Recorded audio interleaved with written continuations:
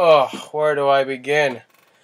Well, what can I say? The Vikings lose their third straight and now drop to 5-3. However, the difference between this loss is this game, we had this one in the palm of our hands and we let it slip away.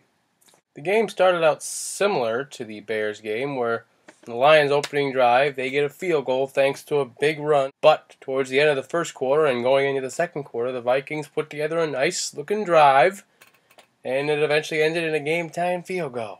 I like this. We're moving. After the field goal, some excitement happened when Stafford was picked off by Greenway. Unfortunately. Okay, so we get an interception. We're in the red zone. False start. And a BS block in the back penalty. And then, oh, great, let's just lose yards rushing. Boy, I was an idiot. And then, oh, yeah, just get sacked. And unbelievable. Yeah, so we got no points. And after that, the Lions put together a long drive that went into the end of the second quarter, and they got a touchdown out of it. They're in a red zone, and that drive should have ended a long time ago. Now trailing 10-3 heading into the second half, the Vikings defense shut the Lions offense down for most of that half. I mean, yeah, they were doing nothing. Towards the end of the third quarter, the Vikings put together a nice drive. Yes! Yes! Yes, yes, yes, yes! Bradford hits Rudy from a yard out, and we score.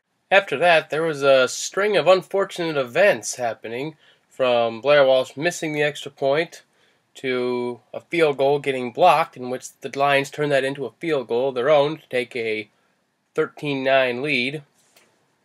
And then the Vikings put together a nice drive, but unfortunately it ends with no points as they turned the ball over on downs when we got to the Fulver.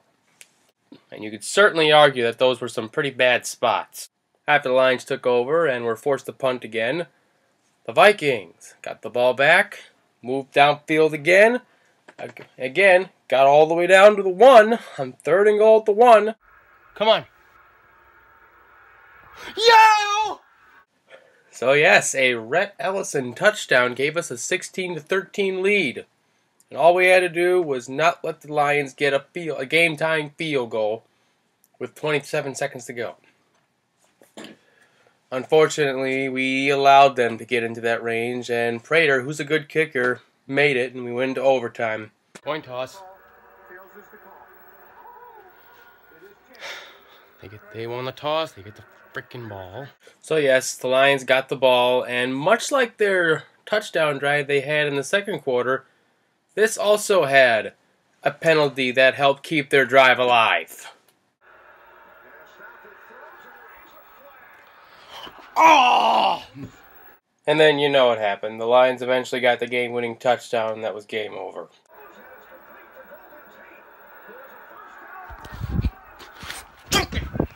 As you could tell, I was very upset. But could you blame me? Now, there's plenty to be extremely mad about, as we had quite a few missed opportunities throughout that game. Now, I'm not going to blame the officials too much for this one, because I think we hurt ourselves more than the officials did. No flag! No flag! Oh! Refs are giving them the game! These penalties. However, there is some good things out of this. For one thing, I think the O-line actually did a pretty decent job of protecting Bradford. Our running game was okay. I thought Hillman had the best game of the 3 backs, but gee, do I miss Peterson. But I think the 3 stars of the game on offense were wide receivers Stephon Diggs, Cordero Patterson, and Adam Thielen. 3 of the 10 different receivers that Bradford hit today, including himself.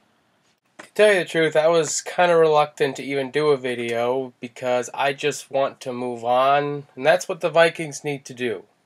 However, I felt like, I had thoughts to share. But anyway, yes, the Vikings are now 5-3 and still in first place in their division, but now we have 8 games left. We start by traveling to Washington to take on the Redskins. I'm not sure what to expect in that game. All I can tell you, I'm hoping for our offense to be more opportunistic. And I'd like to apologize for my alter ego's absence. He was so upset and didn't really feel like participating. But he'll be around next week.